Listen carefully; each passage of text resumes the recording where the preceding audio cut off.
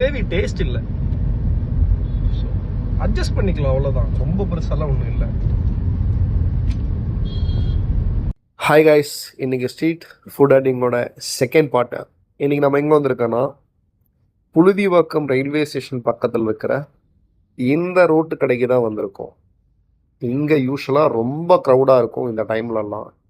So நேற்று அண்ணன் கடை போடலை, இன்றைக்கி போட்டிருக்காங்க. ஸோ நிறைய பீப்புள் வந்து எக்ஸ்பெக்ட் பண்ணியிருக்க மாட்டாங்க இன்றைக்கும் போட்டிருப்பாங்கன்ட்டு. நான் கேட்டப்போ வந்து கேஸ் ஷார்ட்டேஜ்னு சொன்னாங்க, மேபி இருக்கலாம். ஸோ நம்ம வந்த டைமில் வந்து பரோட்டா மட்டும்தான் அவைலபிள், பரோட்டாவும் கல் தோசையும் மட்டும்தான் அவைலபிள். தோசை நேற்று நம்ம சாப்பிட்டோம், அதனால் இன்றைக்கி வெறும் பரோட்டா மட்டும்தான். ஸோ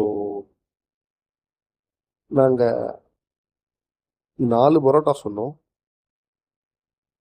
சூடாக போட்டுட்டு இருந்தாங்க. ஸோ அண்ணன் வந்து அந்த அடிக்கிற ஸ்டைலில் வேற மாதிரி இருந்தது. ஸோ நானும் எப்படா கொடுப்பீங்க, நேற்று மாதிரி தான் எப்படா கொடுப்பீங்க, சீக்கிரம் கொடுங்கடா அப்படின்னு தான் வெயிட் பண்ணிட்டு இருந்தேன். ஸோ பரோட்டா கிடச்ச உடனே சிக்கன் கிரேவி ஊற்றினேன். ஸோ அதில் எனக்கு 2 பீஸ் மாட்டிக்கிச்சு, குட்டி குட்டி பீஸ் தான். அந்த பரோட்டாவும் அந்த சால்னா, சிக்கன் கிரேவி ஓகே. ஏன்னா நான் இங்கே வந்து 2-3 வாட்டி சாப்பிட்ருக்கேன். ஸோ எப்பயும் வந்து சூப்பராக இருக்கும். இன்னைக்கு என்னன்னு தெரியல, இன்னைக்கு அந்த கிரேவி சொதப்பியிருக்காங்க. ஸோ எனக்கு தெரிஞ்சு இது இப்படி இருக்காது, இருந்துடக்கூடாது. But still fine.